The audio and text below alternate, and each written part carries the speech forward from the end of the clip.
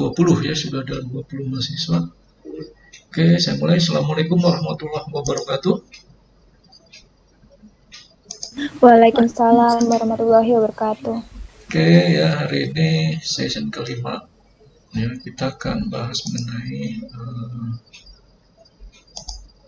masih di ini ya, konsep dan peranan informasi dalam sistem informasi manajemen. Oke, jadi setelah ini akan ada kuis pertama ya di jam 11.30 ya, dimulainya 11.30, nanti selesai jam 12. Jadi waktunya 30 menit. Jadi nanti tolong dipersiapkan ya waktunya. Sinyalnya juga harus baik ya. Jadi cari sinyal yang bagus ya. Kuota kalau habis beli ya.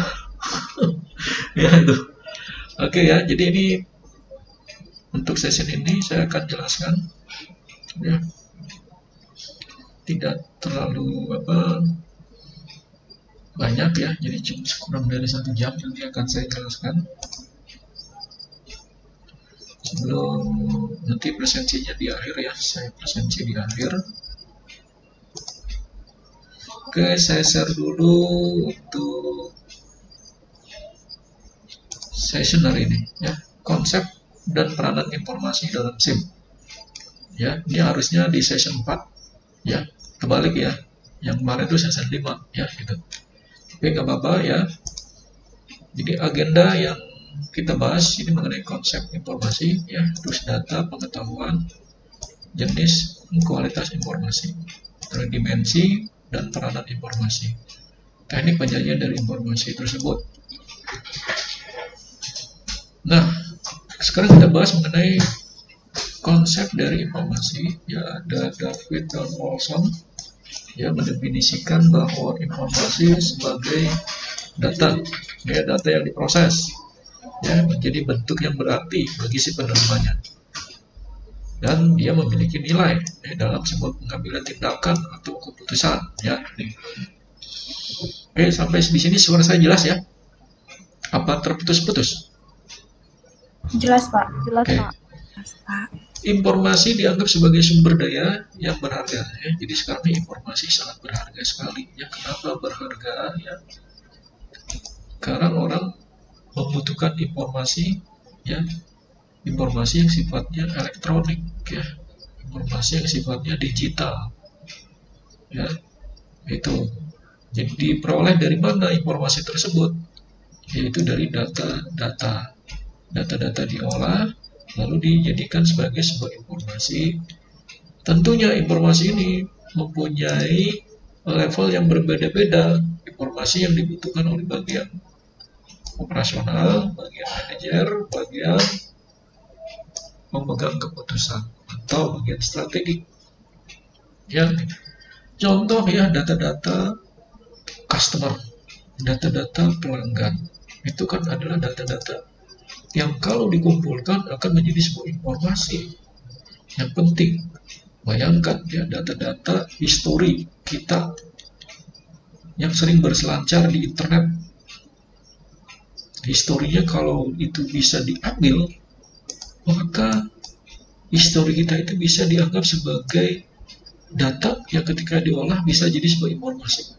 Sehingga wajar kalau kita ketika kita membuka internet, terus sewaktu-waktu muncul iklan yang menawarkan produk, ternyata itu produk yang kemarin saya buka.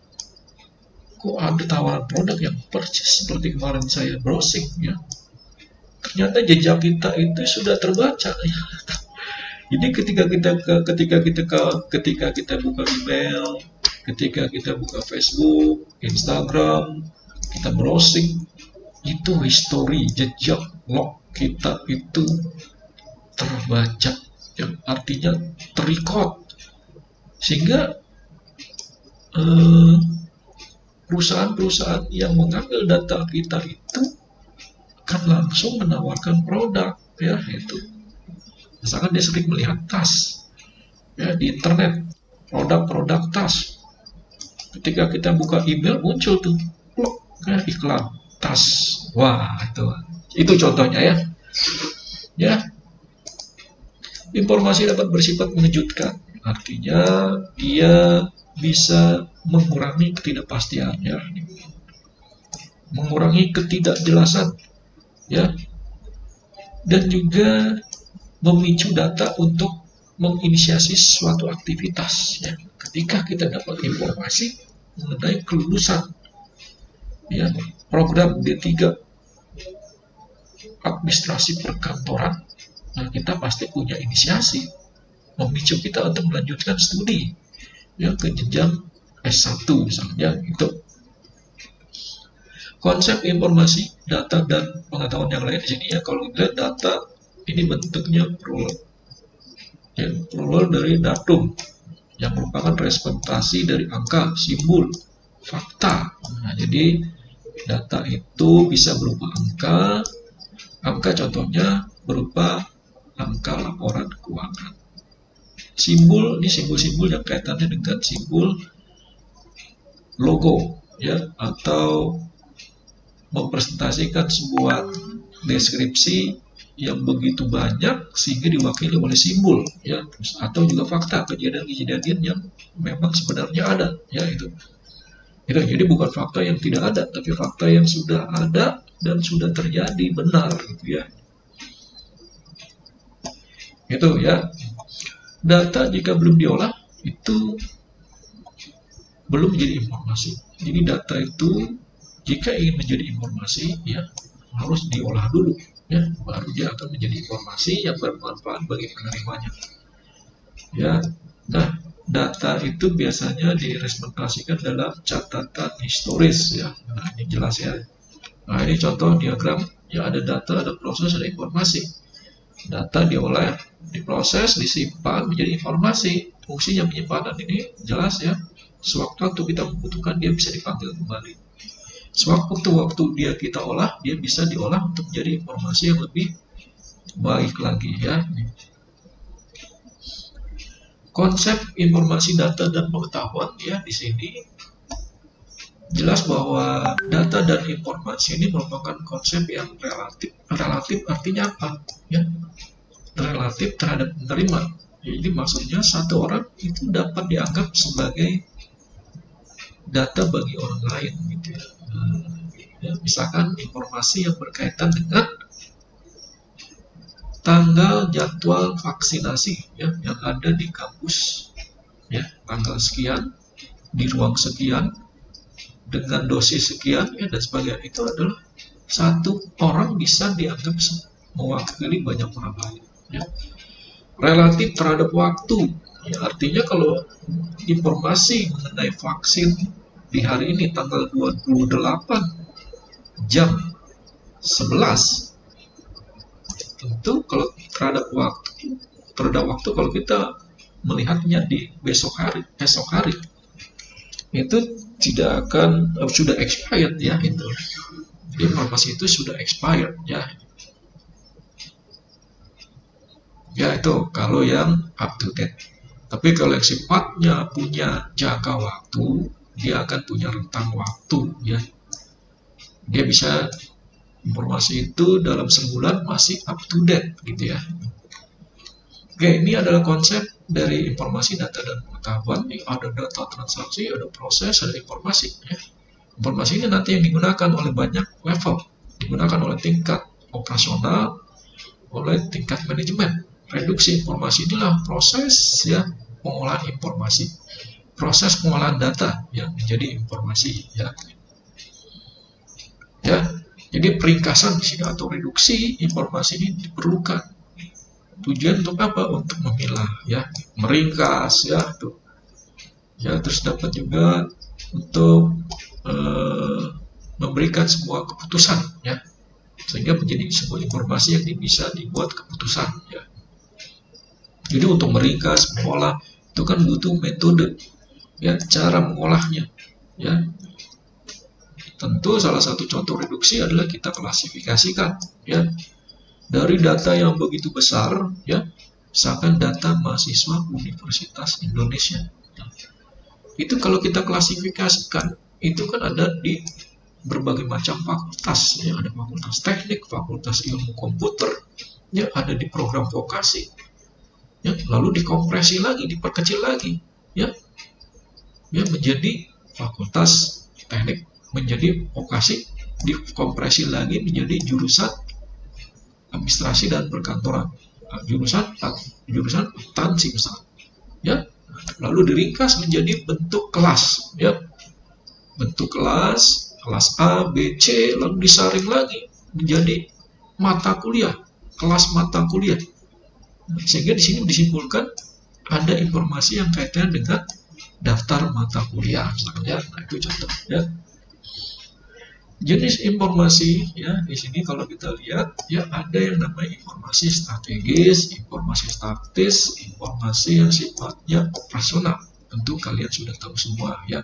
Apa itu informasi strategis? Informasi strategis itu informasi yang diperlukan oleh manajer, ya, di tingkat strategis, ya. Contohnya, ya, pengembangan produk baru, pembuatan produk baru, ya, bersaing dengan kompetitor, ya, dan sebagainya. Ini adalah sebuah informasi strategis, ya. Terus informasi taktis yang kaitannya dengan manajerial, ini dibutuhkan untuk manajerial, ya, yang bersifat jangka pendek. Nanti jangka pendek yang sifatnya adalah bersifat harian, gitu, ya. Informasi yang bersifat harian, misalkan laporan harian, laporan bulanan. Nah, itu kan sifatnya taktis, ya, sehari-hari yang dilakukan dalam sebuah kegiatan dalam bulanan, ya, gitu. Nah, ini, ya. Terus juga kebutuhan sumber daya produksi, ya, contoh yang lain, ya, kegiatan produksi, ya, laporan keuangan tahunan, itu adalah kegiatan yang sifatnya taktis. Artinya informasi itu bersifat taktis, ya. Ya, itu. Ya, ini bermaksud siapa, ya? Ya, Anda, ya. Itu manusia, ini, ya. Itu, ya.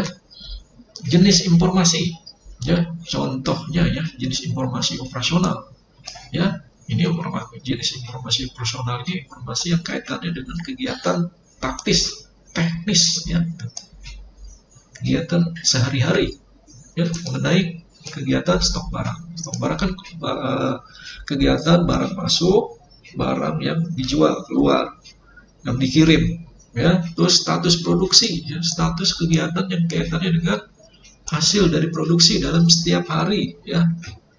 Terus pesanan pelanggan, ini kan kegiatan taktis, ya, kegiatan rasional, gitu, ya, dan sebagainya, ya. Ini, ya, itu informasi taktis, ya. Kalau informasi taktis ini kaitannya dengan laporan, ya, laporan harian, bulanan, ya, yang sifatnya jangka pendek, ya. Jangka pendek itu kan bisa dikategorikan dia dalam bulanan, ya, bulanan, ya. Ini taktis itu bulanan, ya, tahun per tahun, ya, ini taktis. Nah, kalau operasional itu harian, ya, itu, ya, contohnya stok barang dalam setiap hari, status produksi dalam hari ini, ya, itu operasional, ya. Nah, sekarang kita lihat kualitas dari informasi, ya. Kualitas dari informasi itu merujuk pada kehandalannya, ya, atau ketepatannya, ya. Artinya di sini bahwa ketika informasi itu dibutuhkan, dia benar-benar tepat waktu ketika kita butuhkan, gitu, ya. Itu informasi itu kita butuhkan sesuai dengan kita yang inginkan, artinya handal, ya, akurat, ya. Jadi jelas bahwa semakin tinggi di sini, ya, informasi itu, atau semakin tinggi kualitas informasi tersebut, maka semakin tinggi pula manfaat informasi yang dibutuhkan oleh organisasi, ya. Ya, terus mengenai apa? Kualitas.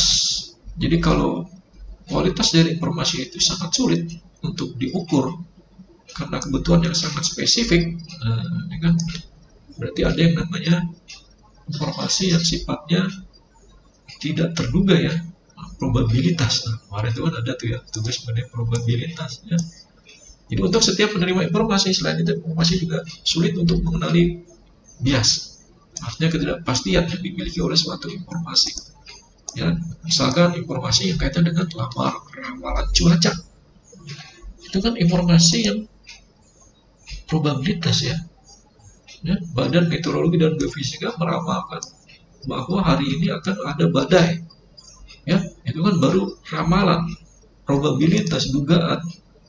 Dan nggak tahunya nggak jadi badai, nggak ada badai. Ya, nah itu contoh yang sifatnya belum, misalnya sangat sulit ya untuk diprediksi. Gitu ya. Kalau yang gampang diprediksi itu laporan keuangan, ya, laporan harian, ya itu. Ramalan cuaca itu probabilitas, sulit untuk diprediksi kan. Nah, yang lain kaitannya dengan kualitas sistem informasi, ya kualitas daripada informasi di sini adalah mengenai hal-hal yang harus diperhatikan, ya, yang menyebabkan bias atau berkurangnya kualitas informasi. Ya, pertama metode pengolahan datanya apakah sesuai atau tidak, ya itu. Artinya metode pengolahan data tidak sesuai, artinya dia menggunakan metode yang salah, gitu ya. Itu. Ya, misalkan dia mengambil sampel dari 1.000 penduduk, sedangkan penduduk jumlahnya ada 1.000 misalkan, terus dia mengambil metode sampelnya hanya 1 orang. Nah, berarti itu tidak mewakili sampel 1.000 orang.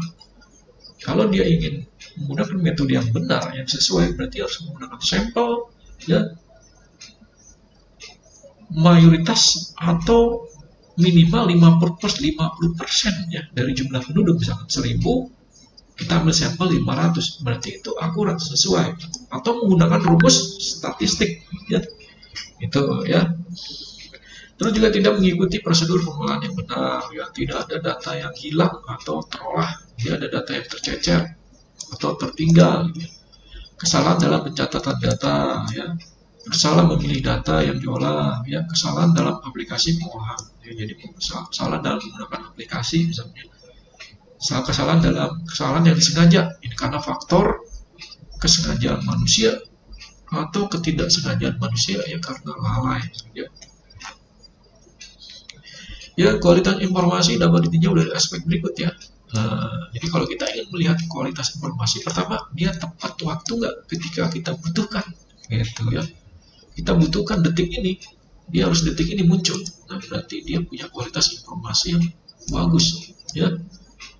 Tapi kita butuhkan hari ini, detik ini, tapi munculnya 2 jam, 3 jam, berarti kualitas informasinya tidak baik, tidak bagus, ya, gitu. Terus akurat, ya itu sama, sesuai. Kita punya NIM, ya 001. Berarti ketika kita input 001 muncul nama kita, data kita, nah itu akurat, ya. Relevan, ya sesuai dengan keinginan yang kita inginkan. Layak, ya. Terus kelengkapan, kegamblangan, ya. Nah, ini penjelasannya yang kaitan dengan kualitas informasi, ya tepat waktu, ya ini jelas, timely, ya ketepatan waktu. Artinya informasi itu tepat pada waktunya ya, yang diterima oleh penerima informasi. Jadi kalau tidak sampai tepat pada waktunya, berarti nilai informasi tersebut akan berkurang ya, secara drastis. Artinya secara drastis berkurang, kenyataannya nanti akan ditinggal oleh konsumen, ditinggal oleh customer. Saya nggak mau buka website perusahaan A misalnya, karena ketika saya input, saya mendapatkan informasinya sangat lama, sampai berjam-jam saya nunggu. Nah, gitu. Ya, contoh kualitas informasi yang lain akurasi. Ya. Di sini menurut John dan Gary, tahun 86, di sini mendefinisikan bahwa akurasi tidak hanya sebatas 1+1, 1+1=2 ya. Tapi di sini akurasi berkaitan dengan ya, bahwa dia itu harus jelas ya, satu datanya itu dari mana, apakah faktanya benar atau tidak, ya, itu. Terus informasi harus bebas dari kesalahan, ya harus jelas, secara tepat mencerminkan maksud dari data yang kita representasikan. Ya. Terus juga informasi akurat juga dapat diartikan sebagai informasi yang bebas dari bias. Ini ya. Relevan, ya, yang masuk dengan relevan ya ini. Informasi tersebut harus bisa menjawab apa informasi tersebut, kenapa informasi ini muncul, kapan informasi ini terjadi, Ya, siapa yang membuat informasi, siapa yang mengolah informasi, ya itu. Kenapa informasi ini bisa muncul, ya? Sehingga ini bisa diterima oleh si penerima informasi, ya. Itu. Jadi kalau informasi tersebut tidak jelas siapa yang membuat, terus kenapa informasi ini dibuat, kapan informasi ini dibuat, ya, oleh siapa informasi ini dibuat, ya. Nah, ini berarti penerima informasi juga nggak percaya, akan ditinggal informasi tersebut, ya, sehingga menimbulkan ketidakpercayaan publik, ya, gitu. Ya, informasi yang relevan terhadap suatu penerima belum tentu relevan terhadap penerima yang lain, ya. Ini artinya informasi tersebut sudah merupakan informasi yang secara spesifik, ya, diberikan kepada customer, ya. Terus kualitas informasi yang lain, kecukupan. Artinya kecukupan, dia mendapat apa? Dia memiliki kualitas informasi yang cukup. Artinya informasi itu tidak dilebih-lebihkan, gitu ya. Dan bahkan tidak kekurangan informasi, ya. Jadi dia informasi itu harus cukup, ya, artinya dia tidak kekurangan dan tidak berlebihan, ya, cukup, ya, itu. Kalau kekurangan informasi maka dapat menimbulkan krisis, ya, krisis apa nih? Krisis kepercayaan, krisis data, ya, krisis informasi. Kalau kelebihan informasi dapat menimbulkan kekacauan, ya. Kalau banyak informasi di sana sini, benar atau tidak, akhirnya menimbulkan kekacauan, ya. Betul, ya. Oke, lanjut dengan kelengkapan. Nah, kualitas informasi ini harus lengkap, ya. Jadi harus lengkap, ya, memenuhi semua kebutuhan dari pengguna, ya. Terus juga gamblang. Artinya gamblang di sini cukup menjelaskan dan tidak memerlukan analisis lebih jauh. Jadinya artinya apa? Ketika kita mendapatkan informasi, kita tidak usah lagi bertanya-tanya, tidak usah lagi melakukan analisa, ini benar apa enggak. Berarti kalau masih orang melakukan analisa, berarti informasi tersebut masih bias, ya, masih belum bisa dipercaya, gitu ya. Contohnya, ya, informasi kenaikan kelas, informasi kelulusan. Nah, itu kan informasi yang memang sudah tidak perlu dianalisis lagi, ya, kecuali ada hal-hal yang memang terjadi human error, ya, gitu. Ya, nanti setengah 12 ya. Mulai setengah 12. Iya, siap. Ya, gitu. Ya, oke. Nah, ini contoh, ya, dimensi informasi, ya. Ada membagi informasi dalam 3 bentuk, ya. Ada di informasi dalam bentuk apa? Dimensi ekonomis, dimensi bisnis, ya, sini. Artinya melihat informasi itu dari dimensi ekonomis, artinya dia ketika informasi itu dibuat, dia mempunyai biaya yang sangat mahal, gitu ya. Nah, itu dimensi bisnis. Dimensi itu artinya informasi itu memiliki nilai bisnis. Jadi informasi yang memiliki bisnis. Contohnya informasi yang kita tampilkan di Instagram itu punya nilai bisnis. Kita jualan di Instagram. Di Instagram itu ada nilai bisnisnya. Ya. Informasi dari sisi ekonomis, kita membuat sebuah informasi, ya. Misalkan kita membuat video. Video itu merupakan informasi yang nantinya membutuhkan biaya, ya, butuh kameramen, ya, butuh fotografer, ya, butuh dialog, ya, butuh narasi dan sebagainya. Itu kan video yang berbentuk informasi yang memang butuh biaya, ya. Dimensi teknis ini kaitannya dengan informasi dilihat dari sisi penyimpanannya, ya, teknis penyimpanannya, ya. Jadi ada informasi, ada data diolah, terus menjadi informasi, lalu informasi tersebut disimpan dalam sebuah database, di mana ketika dalam database itu informasi tersebut bisa kita panggil, ya, sewaktu-waktu, ya. Nah, itu dari sisi dimensi teknis, ya. Ya, ini dari sisi dimensi secara ekonomis, ya, jelas. Ini juga sama, ya. Tadi sudah saya jelaskan, ya. Jadi di sini jelas bahwa dalam teori keputusan, di susunan teori, nilai dari informasi merupakan nilai dari perubahan, ya, pada keputusan. Karena informasi tersebut, ya, adanya informasi pasti ada perubahan, ya. Informasi mengenai kenaikan BBM itu ada perubahan tuh, ya. Itu contohnya. Tentu pemerintah menaikkan harga BBM dia berdasarkan data-data yang diolah sehingga menjadi sebuah informasi, ya. Ya, ini dari sisi bisnis, ya. Jika ditinjau dari sisi bisnis, informasi diperlukan bagi setiap manajer, ya, untuk setiap tingkatan manajemen, ya. Lalu dari sisi teknis, ini kaitan dengan aspek teknis dari database-nya, penyimpanannya, ya.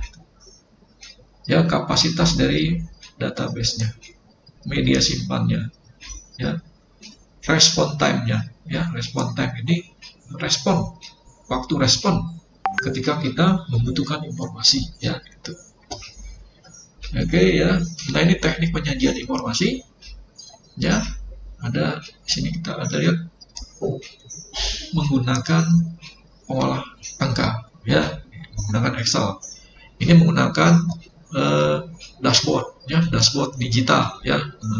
Ini ya harga bursa saham atau mata uang tiap negara, nah, itu kan elektronik dalam bentuk digital. Ini dalam bentuk print cetak, ini sekarang sudah jarang, ya, informasi dalam bentuk cetak, ya. Kita menyerahkan brosur, membaca informasi dari koran, majalah, itu sekarang sudah jarang. Sekarang kita sudah jarang beli koran, ya. Dulu orang tua kita dulu sering beli koran, ya, setiap pagi, ya. Sekarang sudah jarang, tinggal buka HP, buka detik.com, ya, langsung detik itu juga kita dapat informasi, ya. Ketika kita beli koran, kita belum mengeluarkan uang dulu, ya, butuh waktu 1 menit, ya, terus ambil korannya 2 menit, 3 menit, ya, baru kita bisa baca korannya. Kalau HP dalam detik itu juga kita bisa baca informasinya, ya. Nah, teknik penyajian face to face, ya, tatap muka. Di era pandemi sekarang ini face to face sudah jarang dilakukan, ya. Ini. Tapi dari sisi emosional ini bisa, ya, memperbaiki, ya, hubungan emosional, ya, antara guru dengan siswa, antara dosen dengan mahasiswa. Kalau dari sisi emosional ini bisa membangun komunikasi yang baik, ya, kalau face to face, ya, karena kondisi sekarang, ya, ini tidak bisa dilakukan, ya.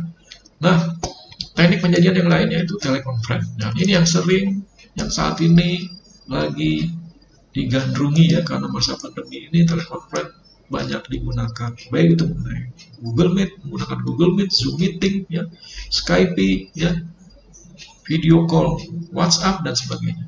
Nah, ini visual, ya, teknik penyajian visual, ya, menggunakan grafik, ya, ya, itu, ya.